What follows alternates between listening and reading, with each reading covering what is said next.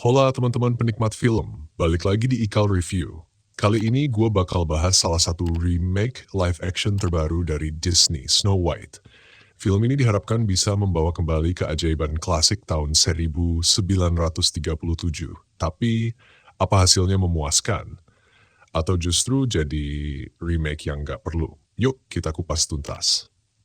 Seperti yang kita tahu, Disney belakangan ini doyan banget bikin ulang film-film klasiknya jadi live action. Ada yang sukses kayak The Jungle Book, ada juga yang, ya, mengecewakan. Nah, Snow White termasuk yang mana nih?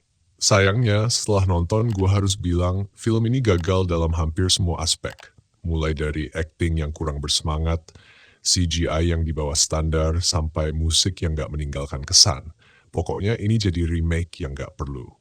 Ceritanya masih mirip sama film aslinya. Snow White adalah seorang putri yang kehilangan ibunya, lalu ayahnya menikah lagi dengan seorang ratu jahat. Saat sang ayah pergi berperang, ibu tiri mulai menunjukkan sifat aslinya dan memerintahkan Snow White untuk dibunuh. Namun Snow White berhasil kabur dan bersembunyi, hingga akhirnya sang ratu menemukan bahwa ia masih hidup dan memutuskan untuk turun tangan sendiri.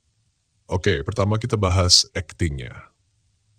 Rachel Zegler sebagai Snow White, jujur gue nggak ngerasa dia cocok buat peran ini. Meskipun suaranya bagus saat nyanyi, aktingnya terasa datar dan kurang emosional. Gak ada kehangatan dan kepolosan yang khas Snow White. Alih-alih jadi putri baik hati, dia malah terasa jauh dan kurang engaging. Nah, kalau Gal Gadot sebagai Evil Queen, gimana? Well, dia emang punya aura ratu yang elegan, tapi sayangnya karakternya nggak dikembangkan dengan baik. Malah terasa datar dan kurang berkesan.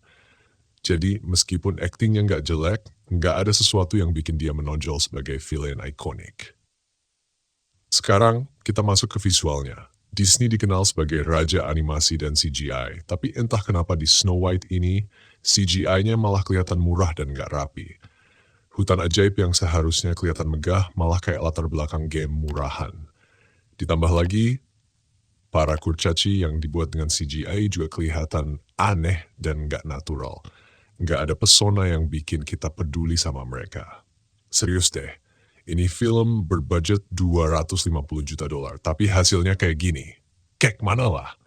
Kalau ada satu hal yang masih bisa dinikmati dari film ini, mungkin itu suara Rachel Zegler saat nyanyi. Dia punya vokal yang kuat, tapi masalahnya, lagu-lagu di film ini nggak ada yang memorable.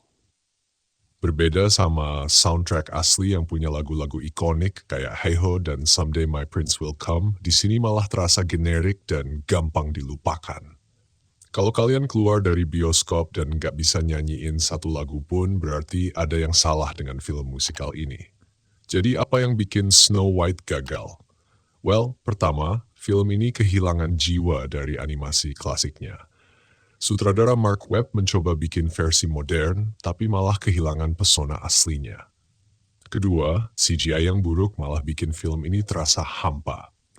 Ketiga, akting dan pengembangan karakter yang lemah, bikin kita nggak peduli dengan tokoh-tokohnya. Dan terakhir, musiknya gagal memberikan pengalaman yang berkesan. Akhir kata, Snow White adalah contoh nyata bagaimana Disney terlalu sering membuat remake tanpa hati. Kalau kalian penggemar berat film aslinya, siap-siap kecewa.